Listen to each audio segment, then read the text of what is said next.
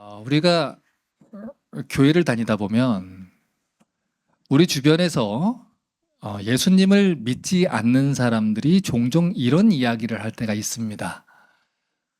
하나님이 어디 있어? 있으면 보여줘봐. 보여주면 내가 믿을게. 여러분, 그런데 사실 하나님에 대한 증거를 찾는 사람들은요, 두 부류로 분류가 돼요.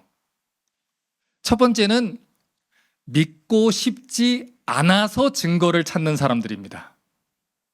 이 첫 번째 부류를 바리새인들에게서 우리가 발견할 수 있는데, 요한복음 9장 26절부터 29절 보세요. 그들이 이르되 그 사람이 내게 무엇을 했느냐? 어떻게 내 눈을 뜨게 했느냐? 대답하되 내가 이미 일렀어도 듣지 아니하고 어찌하여 다시 듣고자 하나이까? 당신들도 그의 제자가 되려 하나이까? 그들이 욕하여 이르되 너는 그의 제자이나 우리는 모세의 제자라. 하나님이 모세에게는 말씀하신 줄 우리가 알거니와 이 사람은 어디서 왔는지 알지 못하노라. 자, 어느 날 예수님께서 태어날 때부터 앞이 보이지 않았던 맹인을 고쳐주셨어요. 그리고 그 사건 때문에 사람들이 막 소란이 일어나니까 바리새인들이 이 눈을 뜨게 된 맹인을 찾아와서 어떤 일이 벌어졌는지 조사를 하기 시작을 했습니다.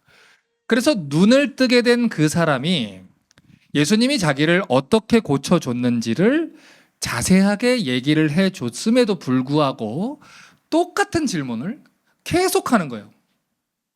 왜 그랬을까요? 그 대답이 자기들이 원하는 대답이 아니었기 때문이에요. 예수님이 고친 게 아닙니다 라는 말을 듣고 싶었고요. 우연히 고쳐졌습니다. 또는 다른 사람이 고쳐졌습니다. 내가 어떤 의사한테 약을 탔는데 그 약을 발랐더니 눈이 떠졌습니다. 이런 이야기를 듣고 싶었더라는 거예요. 그러니까 예수님이 고쳐줬습니다라는 말을 직접 들었음에도 불구하고 자기들이 원하는 대답이 아니기 때문에 자기들이 원하는 말이 나올 때까지 계속 물어보는 것이죠. 그 이유는 예수님이 자기들이 원하는 메시아가 아니었기 때문입니다. 혹시라도 예수님이 구약 성경에 기록된 메시아가 맞다면 큰일 나는 거예요. 예수님이 지금까지 설교하신 대로 독사의 새끼들아 하신 대로 자기들은 지옥의 심판을 받게 되거든요. 그래서 바리새인들은 예수님이 하나님이다라고 하는 사실을 증명해봐라, 증명해봐라. 표적을 봐봐라, 표적을 보여줘봐라. 그럼 믿을 게 계속해서 때를 썼습니다.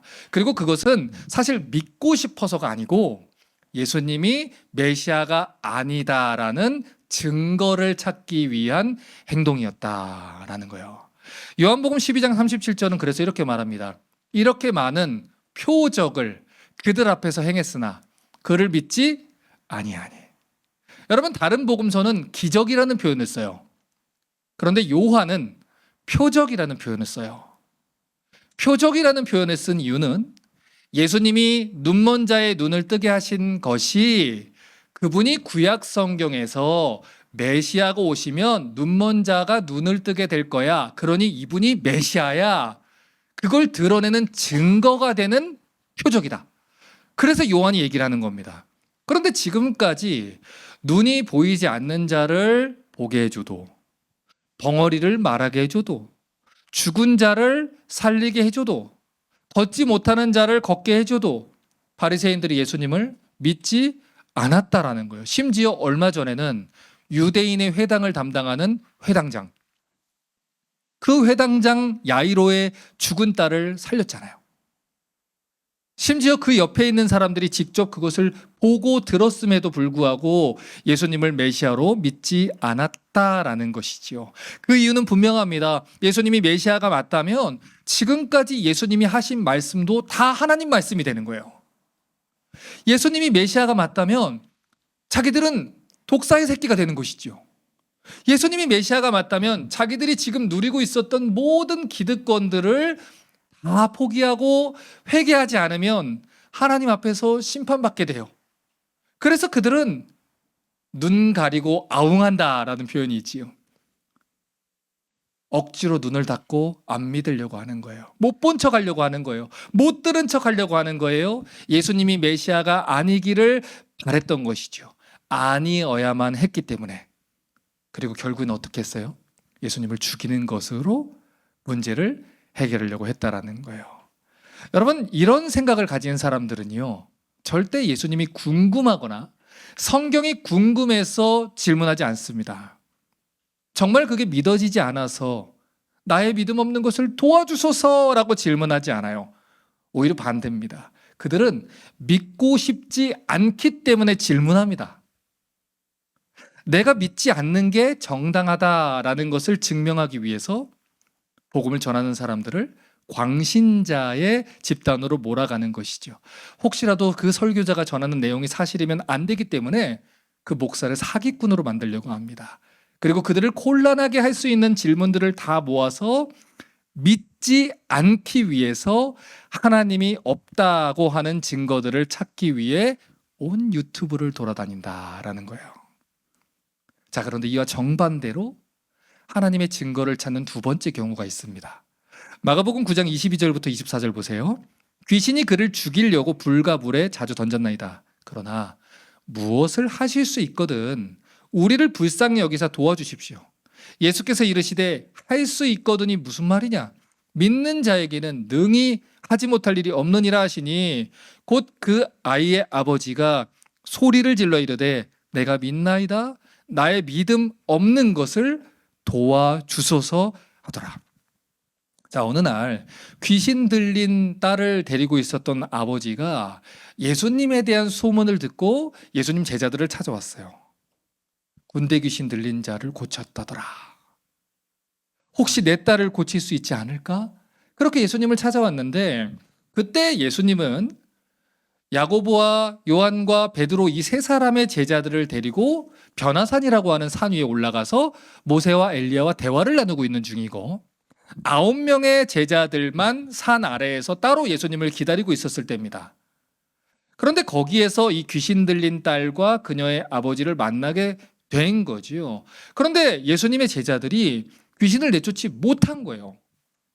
힘써 애를 써봤는데 떠나라 떠나라 하는데도 귀신이 떠날 생각을 하지 않는 것이지요. 그리고 그런 상황 속에서 그녀의 이 아버지의 마음에 의심이 생겼습니다.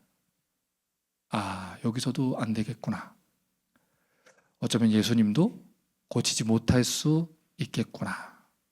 그리고 그런 상황에 예수님이 산에서 내려오셔서 아이 아버지를 만납니다.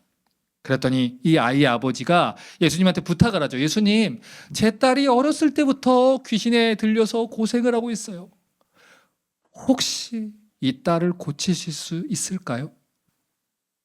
혹시 이 딸을 조금 낫게 해주실 수 있을까요? 그리고 그 말을 들은 예수님이 이렇게 얘기하셔요. 예수님을 믿고 구원을 요청하려면 절반만 믿지 말고 의심하고 나오지 말고 완전히 믿고 나오라는 것입니다. 너는 나를 온전히 믿고 있지 않는다라는 거예요. 그랬더니 그 아버지가 뭐라고 얘기합니까? 주님, 제가 믿습니다. 그리고 믿고 싶습니다. 여러분, 무슨 뜻이에요? 믿어야 된다는 걸 압니다. 믿으라 하시니 난 믿는다고 고백합니다. 그런데 믿으려고 해도 아무리 믿으려고 해도 내 주변 상황이 내 믿음이 연약해서 믿으려고 해도 도무지 이게 잘 믿어지지가 않는다라는 거예요. 그래서 기도합니다. 내가 완전히 믿고 싶은데 믿음이 약해서 연약해서 온전히 믿지를 못합니다. 그러니 도와주십시오. 나의 믿음 없는 것을 도와주십시오. 그렇게 예수님의 이름을 불렀다라는 거예요. 여러분, 우리가 신앙생활 하다 보면 이런 경우가 있다는 거예요. 분명히 하나님이 나를 먹이신다라는 것을 알잖아요. 하나님이 나를 지키신다라는 것도 알잖아요. 하나님이 나에게 가장 좋은 것으로 주신다는 것도 알잖아요. 분명히 지난주에 설교를 들으셨잖아요. 하나님이 나의 비빌 언덕 되신다라는 것도 들었잖아요. 그런데 막상 사업이 어렵게 되고요. 몸이 아프게 되고요. 은행 계좌에 있는 밸런스가 점점 줄어들고요. 그런 상황과 현실을 보면요. 우리 마음에 우울함과 낙심됨과 하나님을 원망하게 되는 것과 믿지 못하게 되는 일들이 막 벌어지는 것이죠. 심지어 그럴 때일수록 기도해야 된다라는 것을 들어요. 들었음에도 불구하고 기도하지 못해요. 그리고 어떻게 해요? 누워서 핸드폰만 보다가 잠 못 자고 하루를 보내게 되는 날들이 벌어진다라는 것이죠. 자, 그런데 마가복음 9장 28절과 29절을 보니까 이 귀신 들린 딸을 우리는 왜 못 고쳤나요, 예수님? 그렇게 제자들이 물어봅니다. 그랬더니 예수님이 이런 얘기예요. 집에 들어가심에 제자들이 조용히 묻자오되 예수님, 우리는 어찌하여 능히 그 귀신을 쫓아내지 못했습니까? 이르시되 기도 외에 다른 것으로는 이런 종류가 나갈 수 없느니라. 예수님, 우리가 진짜 애썼거든요. 그런데 왜 우리는 귀신을 쫓아내지 못했나요? 그 질문에 예수님 대답하세요. 무엇 외에는 답이 없다? 기도 외에는 답이 없다. 자, 계속해서 제가 얘기를 드리고 있어요. 우리 힘으로 될 것 같은 문제에는 우리가 뭘 한다고요? 노력한다고요. 예를 들어서 보통 감기에 걸리면 우리는 쉬는 노력을 합니다. 물을 많이 마시는 노력을 하고요.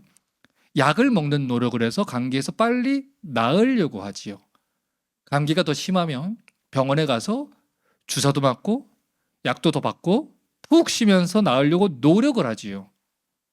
이처럼 우리는 노력해서 될 것 같은 문제에는요, 노력하고 더 노력해서 해결을 보려고 해요. 그리고 노력해서 안 될 것 같을 때 우리는 더욱더 힘써 노력을 하려고 합니다. 그리고 다른 사람들의 힘과 능력을 얻기 위한 노력까지 하지요. 여러분, 그런데 언제 우리가 노력을 멈출까요?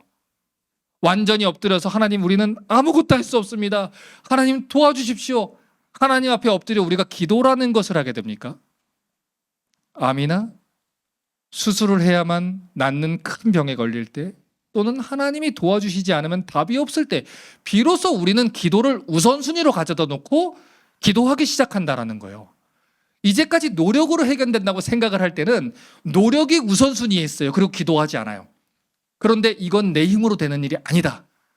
나는 판단이 들었을 때 우리는 어떻게 한다고요? 기도하고 그리고 노력이라는 게 들어간다라는 거예요. 여러분, 지금 제자들을 보세요. 땀을 뻘뻘 흘리면서 애를 썼어요. 귀신을 쫓아보려고 애를 썼어요. 또 애를 썼어요. 그런데 그들은 산 위에 계신 예수님을 부르지 않았어요. 예수님을 찾지 않았어요. 그저 자기들끼리 자기들의 힘으로 해결해 보려고 애를 쓰는 것이지요. 그리고 물었어요. 예수님, 왜 우리는 귀신을 능히 쫓아내지 못했습니까? 이유는 분명합니다. 예전에도 너희가 너희 능력으로 쫓아낸 게 아니야. 누구의 능력으로 쫓아내는 거예요? 예수님의 능력으로 쫓아내는 거예요. 그러니 너희는 그 문제가 앞에 닥쳤을 때 뭘 했어야 된다? 기도했어야 된다. 예수님을 불렀어야 된다. 예수님 도와주세요 했어야 된다.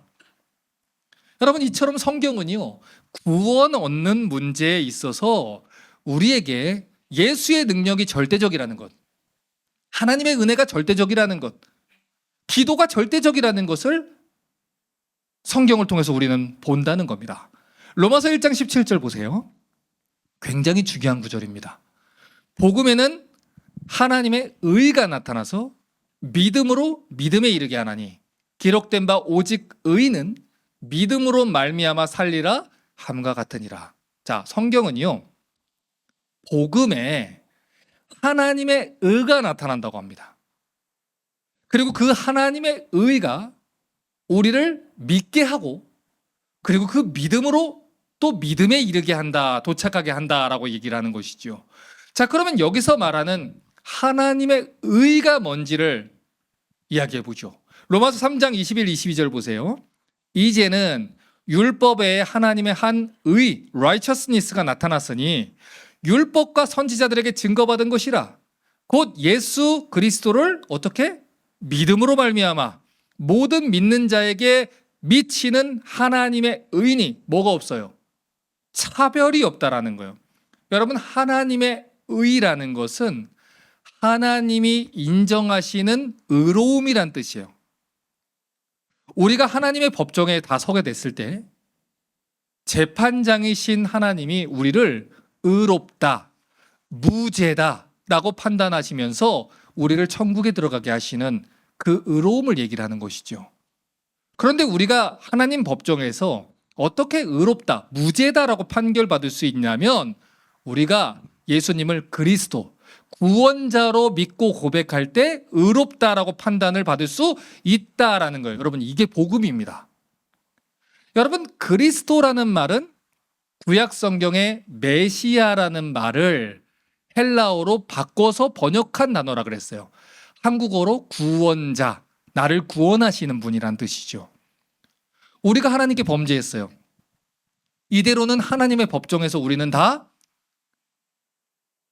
유죄 판결을 받고 심판받게 되었는데, 우리 스스로 보석감을 내서 해결할 수 없을 정도의 죄를 지었는데 예수님이 우리를 대신 위해서 죽으시고 구원자가 되셔서 우리 죄값을 대신 치르시고 십자가에서 죽으셨다.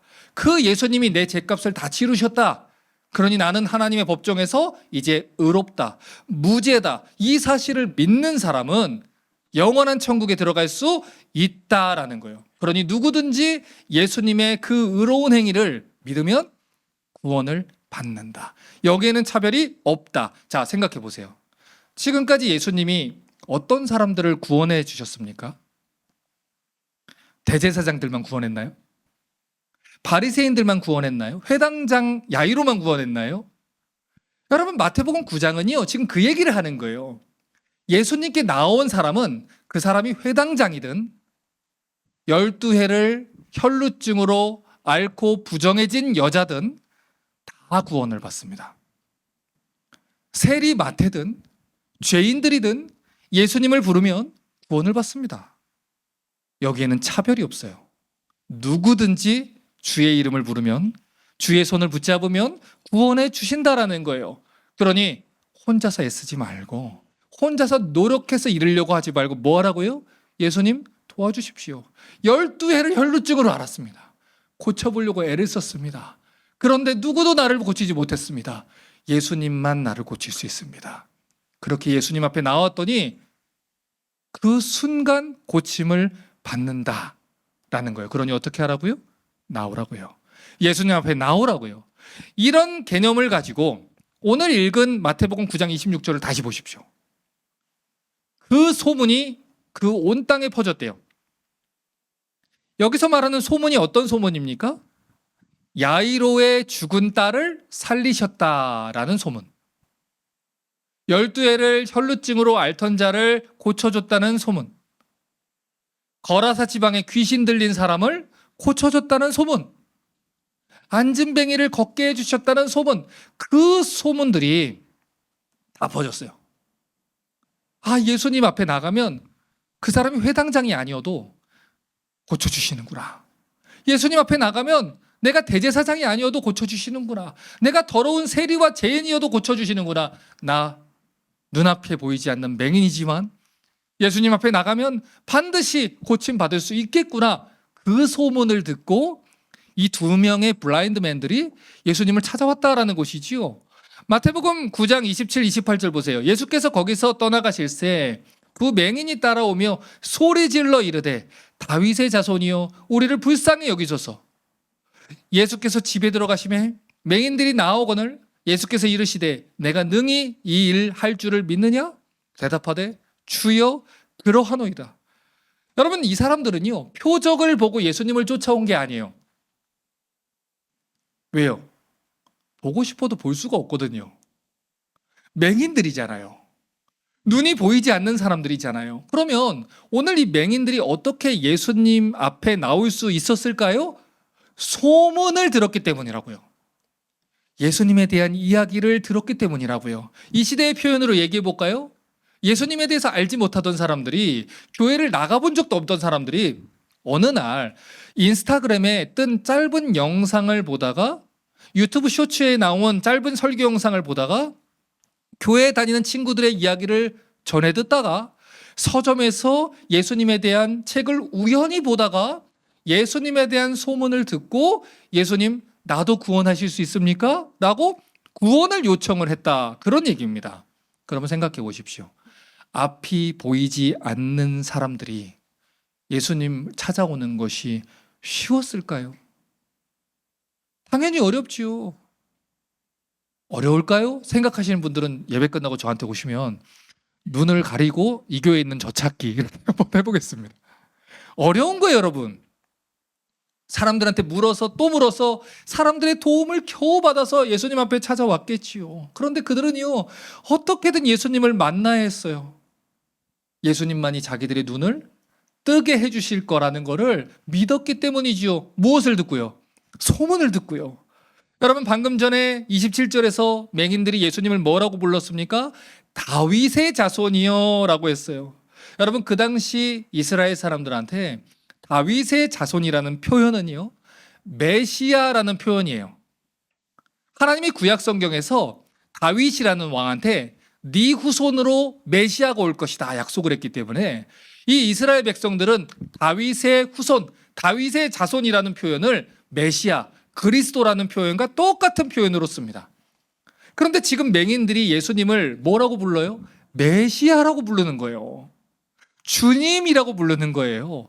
이사야 35장 5절 6절 보니까요, 그들이 들었던 복음의 소식. 여러분, 그들은 블라인드맨이잖아요. 눈이 안 보이잖아요. 성경을 그들이 어떻게 봐요? 회당에서 들리는 성경에 낭독하는 소리, 사람들이 이야기하는 메시아가 오면 어떤 일이 벌어진다는 소리, 들었던 소리 중에 무슨 소리가 있냐면 이사야 35장 5절 6절에 메시아가 오면 그때에 맹인의 눈이 밝을 것이다. 못 듣는 사람의 귀가 열릴 것이다. 다리를 저는 자가 뛸 것이다. 말 못하는 자의 혀가 노래할 것이다. 이게 표적이라는 거예요. 그분이 메시아인지 누가 메시아인지 어떻게 합니까? 그가 메시아라면 눈먼 자가 눈을 뜰 거야. 죽은 자가 살아날 거야. 나병한 자가 깨끗하게 될 거야. 저는 자가 다시 일어나서 걷게 될 거야. 그런데 예수님이 죽은 자를 살렸대. 예수님이 귀신 들린 자를 고쳤대. 예수님이 눈먼 자를 뜨게 했대라는 소문이 들려왔다라는 거예요. 그러니 이 사람들이 무슨 생각을 합니까? 이분이 누구다? 메시아다. 이분이 구원자다. 그래서 예수님께 나옵니다. 자, 그런데요, 마태복음 9장 28절 다시 보세요. 예수께서 어디에 들어가세요? 집에 들어가세요. 이상하죠? 소경들이 예수님 앞에 와서 맹인들이 도와주세요 했으면 그 자리에서 고쳐주실 수 있잖아요. 그런데 그들이 따라오는 걸 아시면서도 집까지 천천히 들어가셔요. 그리고 맹인들이 집까지 찾아옵니다. 예수님이 그래서 물어봐요. 너네 내가 능히 이 일 할 줄을 정말 믿어? 주여, 그렇습니다. 정말로 예수님을 구원자로 믿고 있는지 천천히 걸으며 그들의 믿음을 확인하며 집까지 들어가셔요. 눈이 보이지 않는 사람들이 넘어지고 구르면서 거기까지 왔는지 저희는 몰라요. 누군가가 그 사람을 부축해서 오는 그 귀찮은 발걸음을 해줬는지 저희는 몰라요. 몇 번을 돌부리에 걸려서 넘어져 왔는지 저희는 몰라요. 그런데 어찌됐든 간에 그 어려운 길을 앞이 보이지 않는 사람들이 찾아왔다라는 거예요. 왜요? 예수님밖에 답이 없으니까. 너희 내가 진짜 너희를 고쳐줄 줄 믿니? 믿습니다. 그래서 어떤 일이 벌어집니까? 마태복음 9장 29절에 이에 무슨 뜻이에요? 예수님이 그들의 믿음을 확인하셨다는 뜻이죠. 예수께서 그들의 눈을 만지시며 이르되 너희 믿음대로 되라 하시니. 여러분, 여기서 또 한번 생각해 보죠. 우리 예수님은요, 말씀만 하셔도 고칠 수 있는 분이잖아요. 그렇죠? 그런데 지금 이 구절도 보니까 예수님이요, 그들의 눈을 만졌대요. 여러분, 그 당시 이스라엘 사람들의 생각에는요, 누군가가 병에 걸리고 특별히 장애가 생기는 거는 하나님께 죄를 지어서 심판받은 결과라고 생각을 했습니다. 그래서 사람들은 그들을 피해 다녔어요. 그런데 예수님이 그들을 만지는 것을 망설이지 않아요. 꺼리끼지 않아요.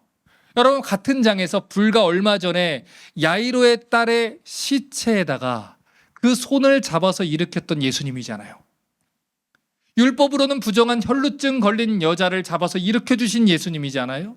그런데 예수님이 이번에도 또 그 맹인들의 눈에다가 손을 대고 고쳐주셨다라는 거예요. 왜요? 왜 그렇게 하셨냐는 거지요. 앞을 보아라. 네 믿음대로 될지어다. 말씀만 하셔도 돼요. 그런데 왜 굳이 눈에다가 예수님이 손을 대셨을까요? 여러분, 이유는 하나입니다. 지난주 말씀 기억하셔요? 야이로가 기도했습니다. 내 딸이 지금 죽었사오나 그 몸에 손을 얹으소서. 여러분, 그래서 예수님이 어떻게 하셨어요? 그 부정한 시체에게 손을 얹으셨지요. 손 안 얹어도 살 수 있는데 예수님이 손을 얹으셨죠. 누구 때문에? 야이로 때문에. 여러분, 지금 이 소경들은요, 앞이 보이질 않아요. 예수님이 자기들을 위해서 뭘 지금 고치고 있는 건지 일하고 있는 건지 이 사람들은 보이지 않기 때문에 그 순간 그들의 믿음이 불안정하고 흔들릴 수 있다는 것이지요. 그 짧은 시간 동안 마치 우리가 하나님 앞에 기도하지만 기도하고 나오면서도 믿음이 흔들리고 기도는 했지만 여전히 불안하고 하는 것처럼 예수님 앞에 나왔지만 이 사람들이 지금 예수님이 자기를 고치고 있는 건지 낫고 있는 건지 알 수가 없다라는 거예요. 그래서 예수님이 손을 대는 거예요. 왜요? 내가 너희 눈 고치기 위해서 일하고 있어. 너희 기도 들었어. 그러니까 믿어. 지금까지 믿은 대로 믿어. 믿어서 나온 것처럼 믿어. 그 믿음대로 될 거야. 여러분, 그래서 결국 어떻게 됩니까? 고침받았다라는 거예요. 로마서 1장 17절 다시 보십시오. 복음에는 하나님의 의가 나타나서 믿음으로 믿음에 이르게 한대요. 여러분, 두 번 표현됐잖아요. 믿음으로 믿음에 이르게 된대요. 여기서 말하는 믿음이라는 표현을 이해를 잘 해주셔야 돼요. 여러분, 복음이 무엇입니까? 우리를 구원하기 위해서 오신 예수님에 대한 소식을 얘기를 하잖아요. 예수님이 우리를 위해서 죽으셨다. 예수님이 우리를 고치셨다. 예수님이 우리를 위해서 오신 메시아시다라는 소문을 얘기합니다. 그런데 그 소문이 우리로 하여금 믿음이 들음에서 나고 들음은 그리스도의 말씀으로 말미암는데 그 말씀을 들을 때 우리로 하여금 예수님께 나오게 하고 예수님을 믿게 한다라는 거예요. 마치 예수님의 소문을 듣고 야이로가 예수님 앞에 나온 것처럼, 혈루증 걸린 여인이 예수님 앞에 나온 것처럼, 맹인들이 예수님 앞에 나온 것처럼 복음의 소식이, 복음의 소문이 우리로 하여금 예수님을 구원자로 믿고 나도 예수님 앞에 나가면 구원해 주시겠지 하고 이 자리에 나오게 한다라는 것이죠. 여러분, 그러면 그렇게 예수님을 만난 이후에는 어떻게 하면 됩니까? 이제 예수님을 믿었어요. 하나님의 의로 우리가 구원받았어요. 그러면 솔직하게 물어볼게요. 여러분, 예수님을 믿은 그 순간부터 여러분 걱정 하나 없이 사십니까? 예수님 믿은 그 순간부터 여러분 그냥 막 감격과 기쁨으로 세상에서 막 어려움이 있어도 막 나는 예수님 지켜주니까, 난 예수님이 돌봐주니까, 난 하나님 자녀니까 흔들리지 않고 여러분 살아갑니까? 아이, 뭘 걱정해. 기도하면 되지. 이렇게 살아갑니까? 아니라는 것이죠. 더욱 애쓰고 노력해서 우리 힘으로 예수님을 더 붙들면 됩니까? 너 기도 덜 해서 그래. 더 해야 돼, 더. 기도를 덜 하니까 네가 그렇게 힘들리는 거야. 성경을 덜 보니까 네가 그렇게 힘들리는 거야. 네가 교회를 덜 가니까 그러는 거야. 노력으로 더 노력하고 더 노력해서 노력이 부족해서 그런 겁니까? 여러분, 지난주에 살펴봤던 야이로의 딸의 시체가 어떻게 예수님을 붙잡을 수 있었어요? 시체에게는 그런 능력이 없습니다. 예수님이 살려줘야만 비로소 예수님의 목소리를 들을 수 있는 능력이 있는 것이죠. 구원 얻는 믿음은 처음부터 끝까지 은혜로 주어지는 거예요. 그런데 이 사실을 알고 있는데 우리는 그 다음 스텝을 오해한다고요. 은혜로 구원을 받았는데 그때부터는 우리가 애써서 붙잡아서 우리의 힘과 노력으로 하나님을 꼭 붙잡지 않으면 떨어질 거라고 오해를 한다고요. 그런데 성경이 말하는 구원은 그렇지 않아요. 처음 우리가 예수님을 믿게 된 것도 무엇으로 믿어요? 은혜로 믿어요. 하나님의 능력으로 믿어요. 그리고 그 이후로 우리가 거룩하게 변화되며 예수님 앞에 서게 되는 그날까지 우리의 믿음은 누가 지켜주세요? 예수님이 지켜주시는 거예요. 우리는 은혜로 구원받아요. 그리고 은혜로 붙들려요. 은혜로 구원이 완성되는 거예요. 우리의 노력과 애씀으로 하는 거 아니에요. 이걸 오해하니까 신앙생활 내내 정지하고 신앙생활 내내 자책하는 것밖에 없는 거예요. 이걸 오해하니까 우리의 신앙생활에 기쁨이 없는 거예요. 이걸 오해하니까 우리가 늘 나는 왜 이 모양일까? 저건 왜 아직도 저 모양일까? 여기에 손가락질을 하게 되는 거예요. 우리에게 필요한 거는 오직 무엇이다? 하나님의 은혜다. 그 은혜를 위해서 우리는 뭐한다? 주여 나를 도우소서. 나의 믿음 없는 것을 도우소서. 그 앞에 붙들려서 나가야 된다는 겁니다. 에베소서 2장 8절은 말합니다. 너희는 그 은혜에 의하여 믿음으로 말미암아 구원을 받았으니 이건 너희에게서 난 것이 아니다. 하나님의 선물이다. 너희에게 주신 하나님의 선물, 그 예수 그리스도가 믿음으로 믿음에 이르게 할 거다. 그러니 믿어라. 믿게 하신 분을 믿어라. 믿게 하신 분을 더욱 믿어라. 그리고 더욱 믿게 해달라고 무엇해라? 기도해라. 우리에게 필요한 것은 노력과 방법이 아니에요. 오해하지 마세요. 우리에게 필요한 것은 우리 주 예수 그리스도가 붙들어 주시는 은혜입니다.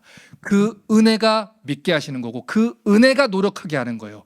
그 은혜가 우리의 노력 또한 하나님의 작정 가운데서 주님의 뜻을 이루게 하는 것이지, 믿음과 상관없이 은혜와 상관없이 우리 혼자 동떨어져서 너 왜 못하니? 라고 조롱하고 비소하며 비웃는 그런 분이 아니다 라는 겁니다. 이제 설교를 정리해 보죠. 오늘 앞이 보이지 않는 두 명의 맹인이 어떻게 예수님을 찾아올 수 있었습니까? 근본적인 이유를 생각해 보십시오. 여러분, 그들이 예수님에 대한 소문을 들었기 때문이에요. 생각해 보십시오. 앞이 보이지 않는 사람들이 예수님에 대한 소문을 듣지 못했다면 그들이 예수님께 찾아올 수 있었을까요? 아니, 더 근본적인 문제를 얘기해 볼까요? 그들이 있는 동네에 예수님이 찾아오시지 않았다면 그들이 예수님을 찾아갈 수 있었을까요? 당연히 찾아올 수 없었다라는 거예요. 그들이 예수님을 찾은 게 아니라고요. 예수님이 그들을 찾아가신 거라고요. 예수님에 대한 소문을 들려주신 거예요. 그들의 발길이 닿는 거리에 계셔 주신 거예요. 그들의 손이 닿을 수 있는 곳에 다가 주신 거예요. 그들이 믿음으로 예수님 앞에 나올 수 있도록 그곳에 계셔 주신 거라고요. 사도행전 17장 30절과 31절은 말합니다. 알지 못하던 시대에는 하나님이 간과했지만 이제는 어디든지 사람에게 다 명하사 회개하라 하셨으니 이는 정하신 사람으로 하여금 천하를 공의로 심판한 날을 작정하시고 이에 그를 죽은 자 가운데서 다시 살리신 것으로 모든 사람에게 믿을 만한 무엇을 줬어요?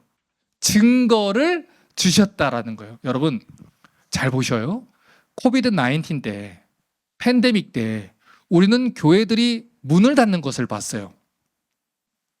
교회에 정말 큰 위기가 왔다고 생각을 했다고요. 사람들이 전염병 때문에 교회를 떠났고요. 그 이후로 떠난 사람들이 돌아오지를 않았습니다. 여러분, 이것은 교회에게 너무 큰 위기다라고 사람들이 생각했어요. 그런데요, 여러분, 하나님은요, 먼 옛날 이스라엘 백성들이 로마의 식민지가 됐을 때 로마를 통해서 길을 닦아서 복음이 빠르게 전파하게 하셨어요. 그리스의 식민지가 됐을 때는 언어를 헬라어로 통일시켜서 성경이 헬라어로 번역돼서 퍼지게 하셨어요. 여러분, 그런데 그 일이 똑같이 지금 이 시대에도 일어났다는 걸 여러분 보실 수 있겠습니까? 팬데믹이 일어나면서 어떤 일이 벌어졌죠? 줌이라는 시대가 열렸어요. 유튜브로 또 줌을 통해서 온 세상 반대편에 있는 사람들이 전하는 복음의 메시지도 우리가 들을 수 있게 됐습니다. 여러분, 그래서 이제는 핸드폰만 열면 전 세계에서 전하는 예수님에 대한 소문을 누구나 들을 수 있어요. 핸드폰 버튼만 몇 번만 누르면 세상 반대편에 있는 가족들, 친척들, 친구들에게도 복음을 전하는 영상을 우리도 얼마든지 전해줄 수 있는 세상이 됐다고요. 팬데믹 때문에 교회가 문을 닫고 복음을 전하는 길이 막혔다라고 생각했던 그 시절에 하나님께서는 오히려 예수님에 대한 소문이 더욱더 빠르게 전 세계에 퍼질 수 있는 이 줌이나 유튜브 같은 채널을 통해서 온라인 전도의 길을 마련해 놓으셨다라는 거예요. 여러분 생각해 보십시오. 달라스에 있는 리스타트 교회를 사람들이 어떻게 알겠습니까? 이 달라스에 있는 사람들도요, 우리 교회가 존재하고 있다는 것도 모르는 사람들이 많아요. 우리 광고를 잘 안 하니까. 그런데요, 여러분, 하나님이 준비하신 유튜브와 줌과 같은 도구를 통해서 저 멀리 일본에서, 중국에서, 호주에서, 아프리카에서 리스타트 교회 강단에서 전해지는 하나님에 대한 소문을 듣고 있잖아요. 이른 아침에 제가 눈을 뜨자마자 하는 일이 저희 교회 유튜브와 말씀식당 유튜브에 쇼츠 설교 영상을 하나씩 올리는 겁니다. 그런데 지난주에 이메일을 받았어요. 그 중에 영상 하나가 13,000명이 봤다라는 것이지요. 보든지 안 보든지 아침마다 저녁마다 꾸준히 하나님 말씀을 퍼다가 날랐어요. 여러분 아십니까? 오늘자로 2,086명이 우리 유튜브 설교를 듣고 있어요. 정작 달라스에 있는 사람들은 우리 교회가 있는지 없는지도 모르는데 누군가는 듣고 있다고요. 이번에 한국에서 어른 성경학교를 할 때 거기에 참석하신 분들 중에 어떻게 저희 이 말씀식당 강의 들으러 오셨습니까? 그랬더니 목사님 유튜브에 올라온 로마서 강해를 듣고 요한계시록 강해를 듣고 왔습니다 라고 했어요. 여러분 그 말을 듣고 제가 얼마나 큰 위로를 받았는지 아십니까? 제가 우리 교회에서 로마서 강해할 때요, 여기 지금 고개 떨군 사람들 있지요. 지루하다, 어렵다, 힘들다, 언제 끝나냐? 여러분 그 모진 박해를 받고 제가 로마서와 요한계시록 설교를 끝까지 마무리를 했습니다. 그런데 그 예수의 소문을 듣고 예수님을 찾아서 온 사람들이 있고 그 예수의 소문을 듣고 마음의 위로와 격려를 받고 신앙생활을 계속하는 사람들이 있다는 것을 아십니까? 여러분 성경을 보십시오. 예수님에 대한 소문을 듣고 그 소문을 듣고 예수님을 대적하고 십자가에 죽이려는 사람들도 분명히 있었어요. 그러나 그 소문을 듣고 예수님께 나와서 구원받은 사람들이 있습니다. 인생이 바뀌어버린 사람들이 있어요. 영원한 삶이 바뀌어버린 사람들이 너무나도 많다라는 것이지요. 그러니 우리가 어떻게 해야 됩니까? 너는 복음을 전파하라. 너는 말씀을 전파하라. 때가 이르리니 사람들이 귀가 가려서 자기들의 욕심을 옳다 해줄 거짓 스승들을 옆에 두고 허탄한 이야기를 쫓으리라. 그러나 너는 근신해서 깨어라. 그리고 이 진리의 말씀을 전파해라. 때를 얻든지 못 얻든지 전해라. 하나님 말씀 전해라. 그 예수님에 대한 소문을 전할 때 눈이 보이지 않는 소경 같은 자들이, 영원한 세계를 보지 못했던 자들이 예수님 앞에 나와 주님 나를 도우소서, 나를 구원하소서, 그렇게 구원 얻는 일들이 벌어진다라는 거예요. 그러니 교회가 무엇을 해야 되겠습니까? 예수님에 대한 소문을 전해야 되는 것입니다. 적어도 이 교회에 누군가가 왔을 때 예수님이 행하신 일과 예수님이 하신 말씀과 예수님이 어떤 분인지를 여러분 정확하게 들을 수 있어야 된다는 것이죠. 우리 교회 한번 와보십시오. 설교 한번 들어보십시오. 이 영상 한번 봐보십시오. 여러분이 알고 믿고 배운 그 예수님에 대한 소문을 통해 어떤 사람들이 어디에서 어떻게 구원받을지 우리는 아무도 몰라요. 우리가 할 수 있는 일은 딱 한 가지입니다. 해야 하는 일은 딱 한 가지입니다. 소문 내십시오. 예수님에 대한 이야기를 전하셔야 됩니다. 내가 믿는 예수님, 내가 사랑하는 예수님, 나를 구원하신 예수님, 그 예수님에 대한 소문을 내셔서 그 소문을 듣고 여러분 주변에 있는 수많은 맹인과도 같은 자들이 주 앞에 나와 구원받게 되기를 주님의 이름으로 부탁합니다.